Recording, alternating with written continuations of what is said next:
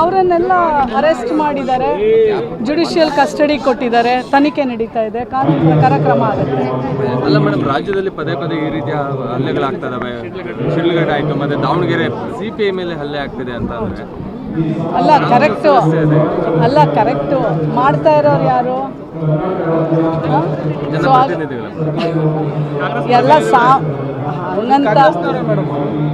ಹಾಗಂತಲ್ಲ, ಎಲ್ಲರೂ ಮಾಡ್ತಾರೆ. ಬಟ್ ಯಾರಿಗೂ ಕಾನೂನು ಪ್ರಕಾರ ಕ್ರಮ ಆಗುತ್ತೆ.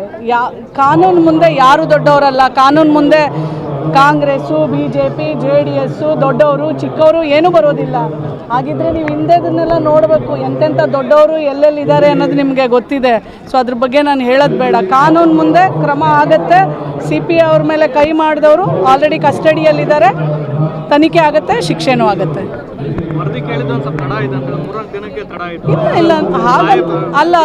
ಇಲ್ಲ ಸುಳ್ಳದು. ಹಂಗಂದಿದ್ರೆ ನಾನು ಇಷ್ಟೆಲ್ಲ ಓಡಾಡೋಕ್ಕಾಗ್ತಿತ್ತಾ? ಇವತ್ತವರೆಗೂ ನಾನು ಹೇಳ್ತೀನಿ, ಮುಖ್ಯಮಂತ್ರಿಯವ್ರನ್ನ ಪಡೆದಿರೋದೇ ಧನ್ಯ. ನಾನು ಹೇಳ್ತೀನಿ, ಒಂದು ಮಹಿಳಾ ಆಯೋಗದ ಅಧ್ಯಕ್ಷೆನ ನಾಮಿನೇಟ್ ಮಾಡೋದು ಮಾನ್ಯ ಮುಖ್ಯಮಂತ್ರಿಗಳೇ. 2 ವರ್ಷ ಆಯಿತು. ನಾನು ಇವತ್ತವರೆಗೂ ಒಂದು ದಿನ ಕರೆದು, ಯಾಕೆ ನಾಗಲಕ್ಷ್ಮಿ ನೀನು ಅದು ಮಾಡಿಲ್ಲ, ಇದು ಮಾಡ್ತೀಯಾ, ಇದು ಮಾಡಿಲ್ಲ, ನಾನು ಎಲ್ಲೇ ಬಂದರೂ ಅದು ಸರ್ಕಾರನೇ. ಆದರೆ ಯಾವತ್ತೂ ಪ್ರಶ್ನೆ ಮಾಡಿಲ್ಲ. ನನಗೆ ಅಧಿಕಾರ ಕೊಡಬೇಕಾದ್ರೂ ಅವ್ರು ಹೇಳಿದ್ರು, ನಾನು ತಪ್ಪು ಮಾಡಿದ್ರು ನನ್ನನ್ನು ನೀನು ಬಿಡ್ಕೊಡ್ದು, ಆ ಒಂದು ಜಾಗದಲ್ಲಿ ನೀನಿರೋದು ಅಂತ. ಎಲ್ಲನೂ ನಾವು ಜನರಲೈಸ್ ಮಾಡಬಾರ್ದು. ಅವ್ರು ಇದ್ದಾರೆ ಅಂಥೇಳಿನೇ ನಾನು ಇಷ್ಟೊಂದು ಫ್ರೀಯಾಗಿ ಪ್ರತಿಯೊಂದೂ ಆಯೋಗದ ಅಧ್ಯಕ್ಷೆಯ ಅಧಿಕಾರವೇನು ಸಂಪೂರ್ಣವಾಗಿ ನಾನು ಎಕ್ಸಿಕ್ಯೂಟ್ ಮಾಡೋಕ್ಕೆ ಸಾಧ್ಯ ಆಗಿದೆ.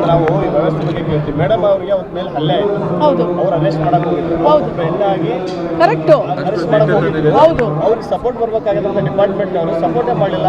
ಅವರ ಆರೋಪಿ ಎಸ್ಕೇಪ್ ಆಗುತ್ತೆ, ಅವ್ರ ಮನೆಯಲ್ಲೇ ಇದ್ದಾರೆ. ಹೆಂಗೆ ಎಸ್ಕೇಪ್ ಆದರು? ಅಲ್ಲ, ನೀವು ಅದನ್ನು ನನಗೆ ಕೇಳಬೇಡಿ.